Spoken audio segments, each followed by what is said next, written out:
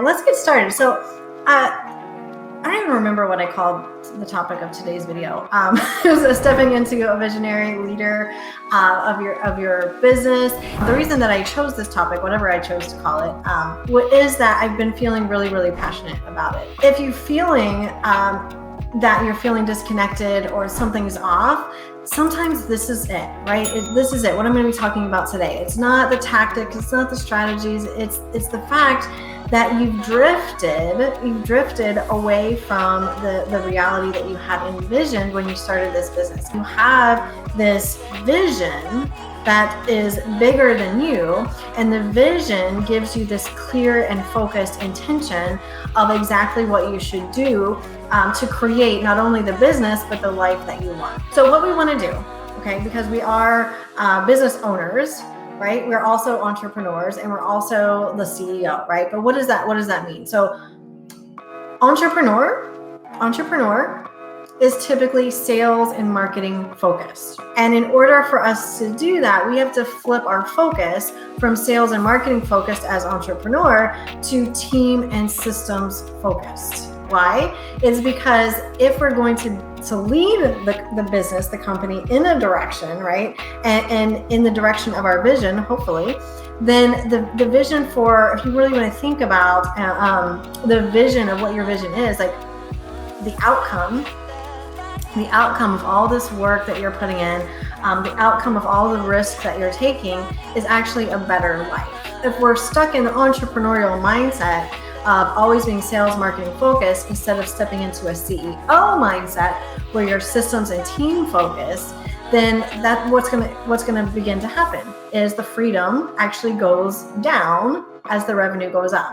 So your revenue might be going up, your freedom is going down, and eventually you're going to get to a spot where you're stuck and the revenue's not going up, but your freedom is still going down, right? And so in order to lead our business in the direction of this ultimate vision, which includes a lot more than revenue, then we have to build like a foundation underneath it so that you have a place where you can always be looking out, right? Then we can make strategic decisions, and then we can have our zone of genius like light us up again. Then we can fall back in love with our business.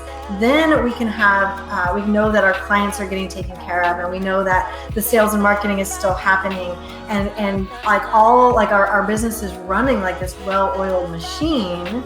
And we get to lead, and we get to determine the direction, and we get to inspire, and we get to actually grow. And this is where like the big growth starts to happen. Simple, systematic, and repeatable. It's a very simple formula. And what we're going to work to do is to develop systems that run every piece of your business.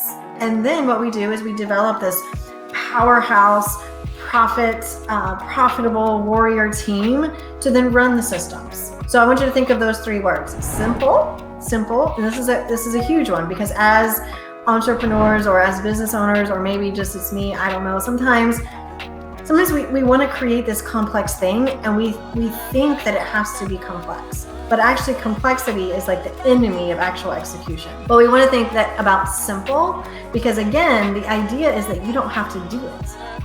That once you set it up and you build this foundation, that you don't have to be the one doing it. So we want to make sure that it's simple, right? Simple for our team, or simple for automation, or simple for our clients. Simple, right? Number 2 is systematic. Okay, systematic means that it's formulaic, right? It makes sense. It's logical. So there's a logical progression. There's a logical reason that we're doing these things that we're doing. Everything that like all of these systems that we're putting in place, we want it to actually be for a reason. And here's how systems get to be super sexy, right? Because they make our life easier. They make things easier. They make things better, right? And if they don't, then they're not the right systems. Number 3 is repeatable. Repeatable. So if you look at the things that you do in your business every day, chances are like 80% of it is repeatable, meaning that it happens, right? So you go and you do XYZ, and you do that every day, right? Or once a week you do ABC, right? And so you want to think about all the things in your business that are repeatable, and create this methodical infrastructure and foundation so that you don't have to be the one that does it, right? And so we have to get clarity on where we're going and create the action plan to get there, because you cannot, at least sustainably, live in the day-to-day if your business is going to grow. You, as the visionary, as the CEO, you have to live in the bigger picture. You have to live in the bigger picture. If you don't, then you will get lost and you will get off track in the hustle that happens in the day-to-day. You got to find and train the right people to truly link arms with you, who are going to go and execute this beautiful plan that you put together and run the processes. And it all comes together in this wonderful, beautiful place. And not saying that it's easy to get there, but it is simple. But step number one is you have to step into the CEO. Like, you have to release the operations mindset. You have to. It's absolutely critical.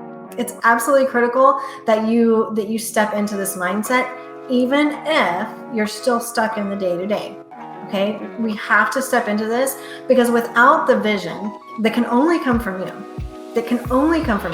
then nothing is going to get done in the way that you want it to. Even if you have a great team, even if you have systems. Step number two is to package your process, your framework, the things that you do to market, to deliver, or to market, to close sales, to deliver, the whole thing. And I'll talk about what those look like in just a second, but to take your entire process, your entire business, and put it into scalable and repeatable systems.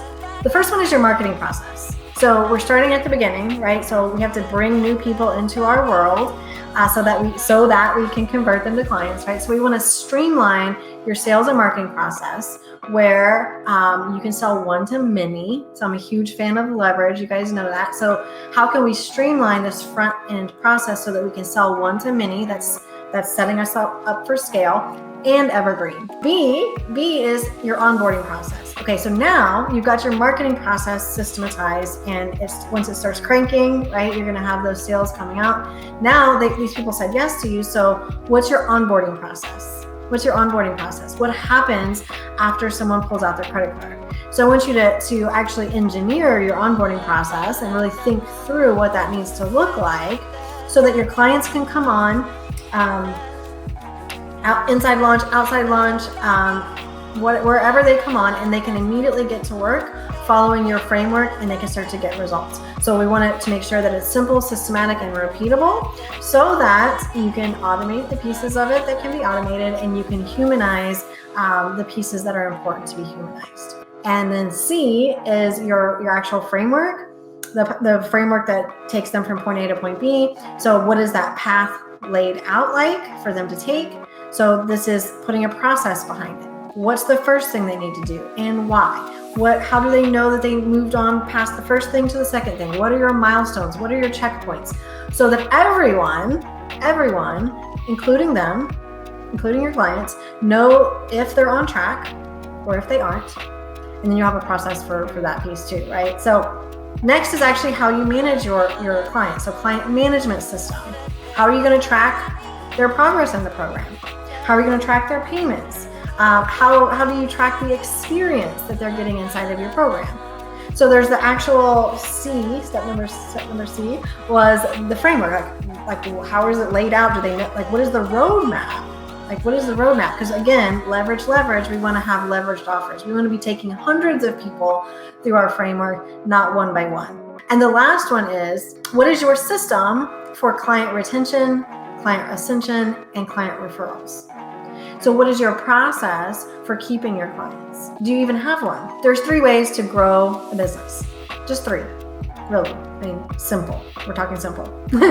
Number 1 is like you just increase the number of clients, right? Or customers. Number 2 is increase the average transaction value. So that could be raising your price, that could be adding on bumps, or, so how can you increase the average value of your clients coming in? That's number 2. And number 3 is how can you increase the frequency of like a repurchase, or again, client retention, ascension, to get more value out of every client. All right, thank you guys so much. and I'm going to head off to my next meeting, but we'll be back next Monday. We'll be back on schedule. So thank you for joining me on Tuesday for a very special episode of Monday Mornings with Melissa, and we will talk to you guys soon.